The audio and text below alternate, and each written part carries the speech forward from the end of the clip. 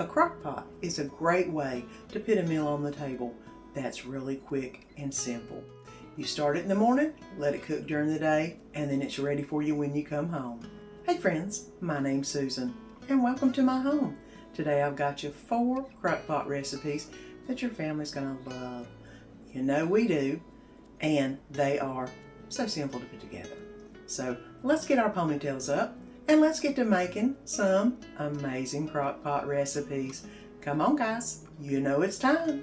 Let's get to cooking. It's time to make a really good crock pot meal. Slow cooker creamy Tuscan chicken orzo. I've got 2 breasts of chicken cut up right here. It calls for 2, depending on how many people you're feeding. Do 4, do 6. It's whatever you need, but we only need 2. I've got some heavy whipping cream. I've got some onion. I've got some minced garlic, salt and peppers in the back, Italian seasoning. I've got some Barilla orzo pasta, some Parmesan cheese, some sun-dried tomatoes, some chicken broth, or chicken bone broth actually, and a little baby spinach in the back. And it's time to get all of this in the crock pot so it can start a-cooking. First thing I'm going to put in the bottom of the crock pot is the chicken breasts. 2 chicken breasts that I have cut up into cubes are going in first. And season them with some Italian seasoning. I'm going to go ahead and pour some on. It says about a teaspoonful. I think that's probably about right. There we go. Some salt and some pepper are going in next. Because you know salt and pepper go great on chicken, even if you don't have any other spices in your cabinet. Put some salt and pepper on it. Next is going to be about 4 cloves of garlic. I've just got the minced garlic. Y'all know how I do. And I'm doing about 4 teaspoons or about 2 tablespoons of garlic. And I'm going to mix those up pretty good here in a minute. I'm also going to put some onion in there. It calls for 1 small onion. This, of course, was a big onion, but I'm going to go ahead and put the majority of it in there. Because y'all know we love our onion. 1/2 cup of chicken broth or bone broth is going in next. And 1 cup of heavy whipping cream is also going in. I should have waited to put that heavy cream in until after I cooked it, but you know, I was going with the flow and it got in, so it's going to cook in. I'm going to go ahead and add in the sun-dried tomatoes into the bunch. It called for a cup. We're on the fence about sun-dried tomatoes. We like them, but not a ton of them. So I've got probably 1/4 of a cup in there. Maybe I'll do a little bit more. And I think this is going to make it closer to about 1/2 cup of sun-dried tomatoes going in. You put in as much as you want. It does call for a cup. And if you like sun-dried tomatoes, like I know some people do, then put you in a cup of sun-dried tomatoes. But we are more on the let it give off a little flavor, not be the main ingredient. This is going to be lid on. I've got it on high for about 1 hour to 1 hour and a half, and then we'll come back and add the rest of the ingredients. And after an hour of cooking, I'm going to go ahead and stir this just a little bit. I don't know if you can see all of it. There you go. I'm going to go ahead and stir this just a little bit. It's looking really good. And I'm going to add in the orzo pasta real quick. Now with all the sauce and everything in there, it should make a really good broth. We are going to let this cook on high for about 20 minutes is what it says. And then we will add the rest of the ingredients. Let's go ahead and add in the last 2 ingredients. I'm going to go ahead and put in a cup of spinach that I have chopped up. It's not very finely chopped. It's loosely chopped because it's going to basically dissolve down to just about nothing once it cooks. And then I'm also going to add in some Parmesan cheese. It calls for about a cup of Parmesan cheese. I'm going to put on a good sprinkle. I don't know if I need that much. I'm going to go ahead and let this get mixed in. Let this cook for about 5 minutes. It won't be long. And then we'll be ready to eat some Tuscan chicken. Now we've let this cook for just a little bit. It didn't need much to get that spinach nice and wilted. But look how good that looks. Let's go ahead and get this on a plate. And here you go. Look at this.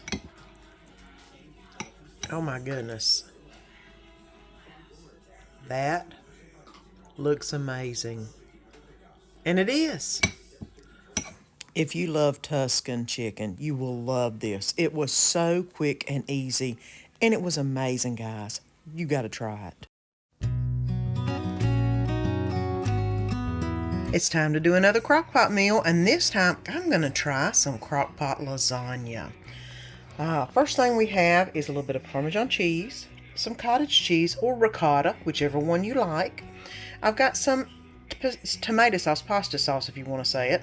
I've got some traditional Aldi's, which I've used most of it for another recipe, and I've got some of my home canned version right here that I'm going to help bottle up, because you need the full 24 ounces, I think it is, or 28, whatever that is, to make the lasagna. I've got some onions I've already cut up, some regular lasagna noodles, not the ready to bake.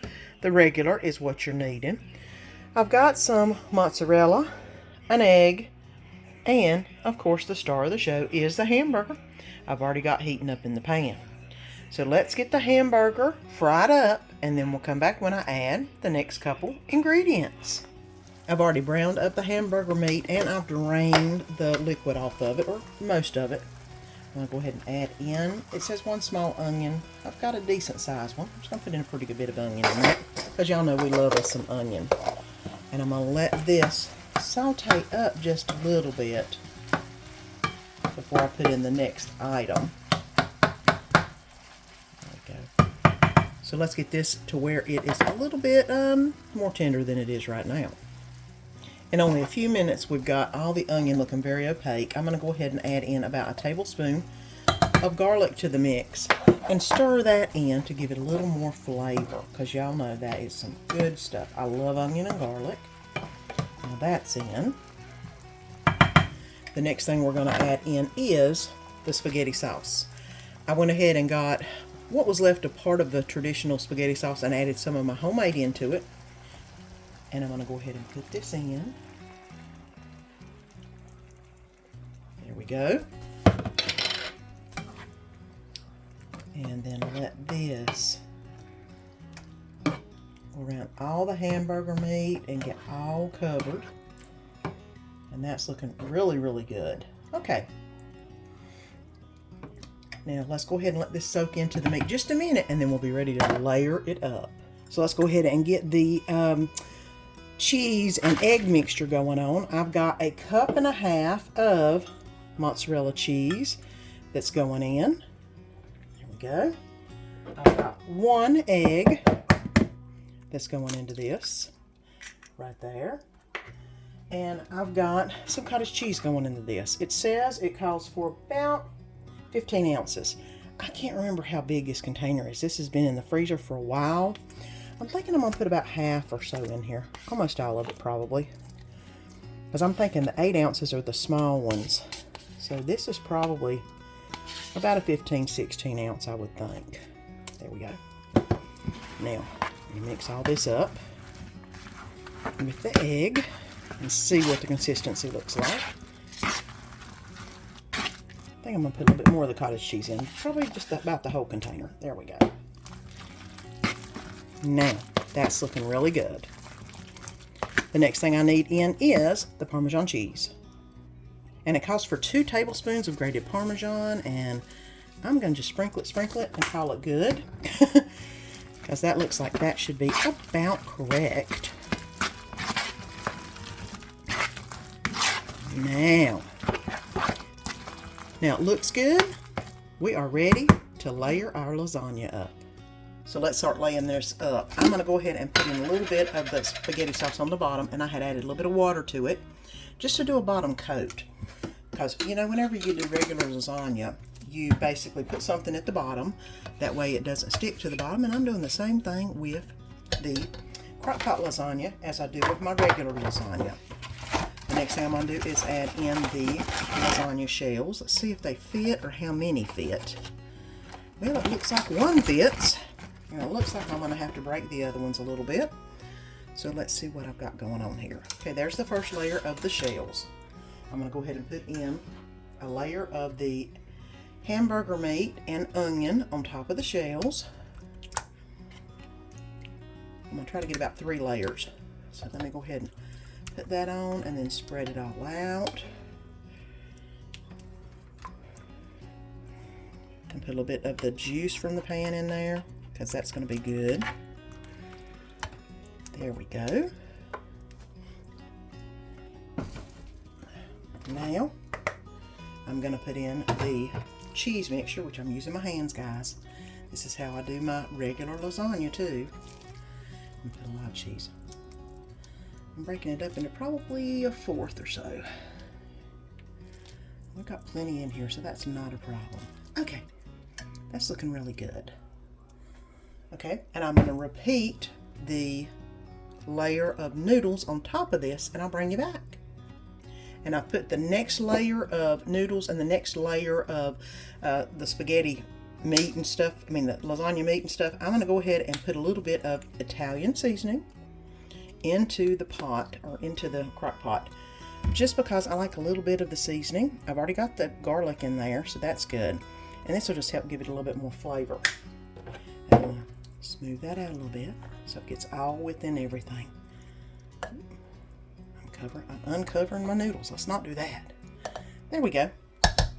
And I'm going to put another layer of the cheese, and then we'll layer it one more time. 3rd layer of noodles. I'm going to go ahead and pour the rest of the spaghetti sauce in. And get that all nicely spread out, trying to cover all the noodles as much as I can. Every bit of the cheese mixture is going in now, because this is the top layer. I probably need to spread that out a little bit, but that's okay.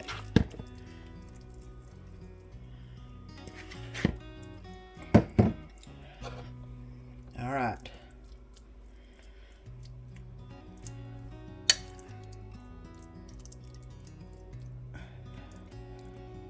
All right. Now that is ready to roll. I'm going to go ahead and let this cook on low. It says for 4 to 6 hours, which is probably about right. But I'm going to wait till about an hour or 2 before it's done, and then maybe put some more mozzarella on top. So let's go ahead and get this plugged in and get cooking, and then I'll bring you back whenever everything is done. And after a couple hours, I did add a little bit more cheese to the top. And there it is. Let's go ahead and get some of this on a plate.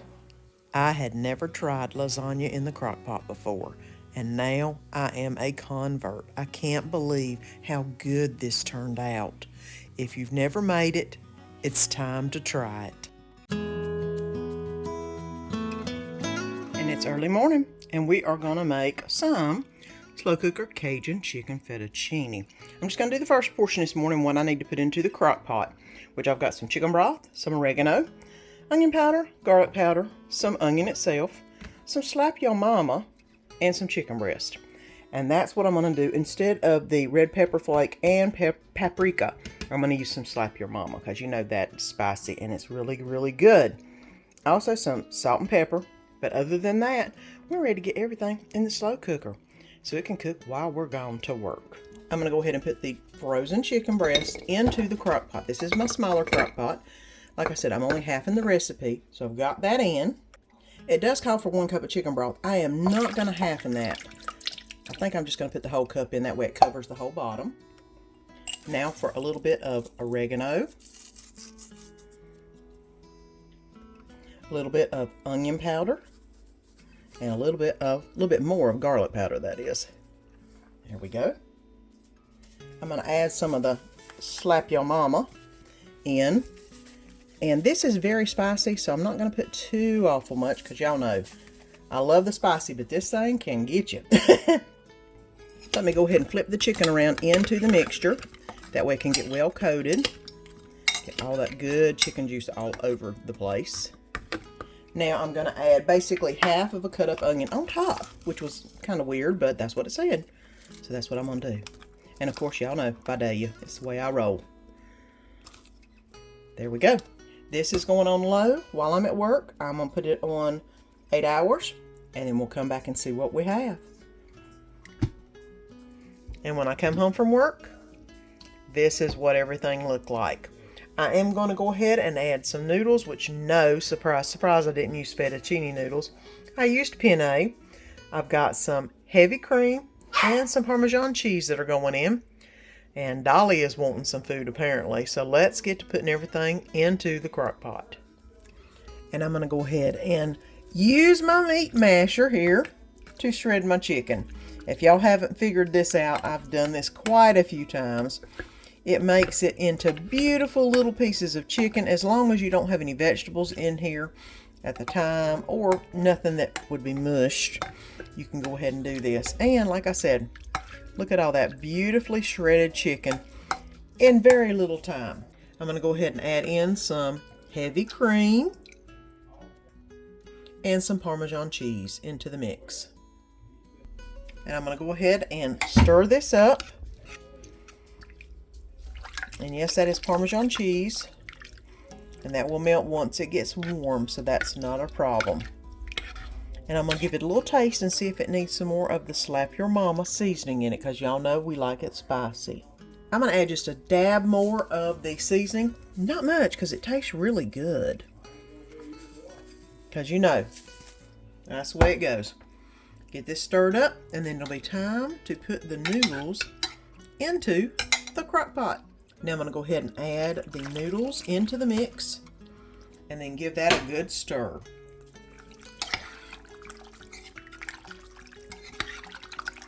Look at all that chicken.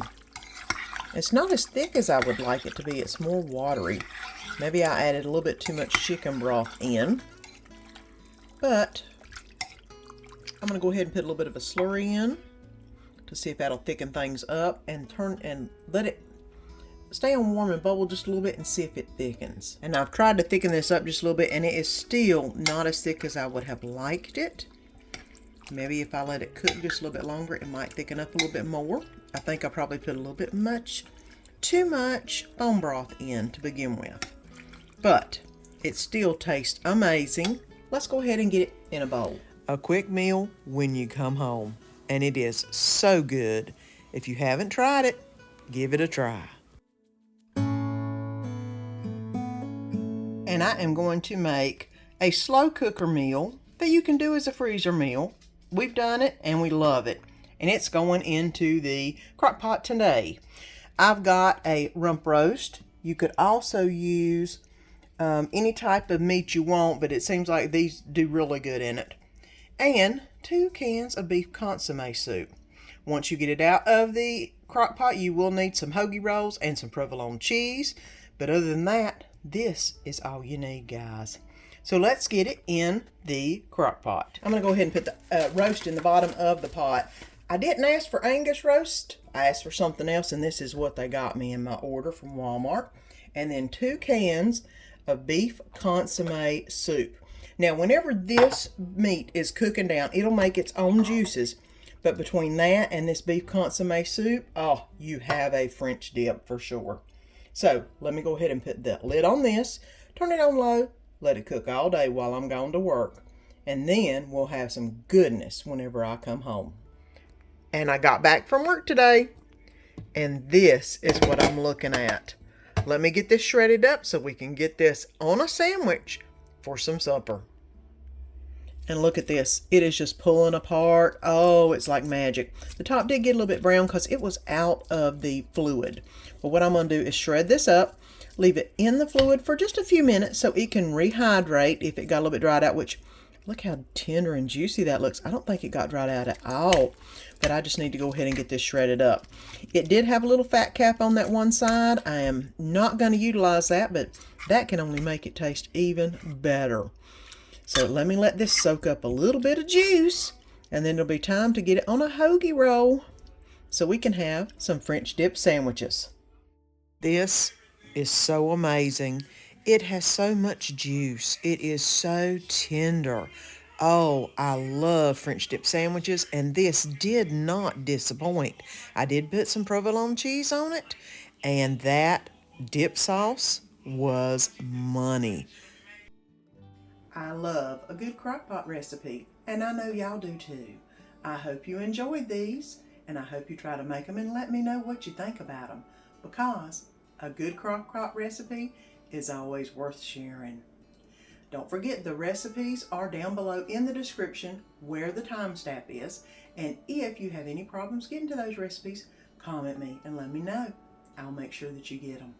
Don't forget to press that little button down below and subscribe. Make sure you press the bell and the all notification, because you don't want to miss any of the good food and fun in my upcoming videos. Until next time, see you then.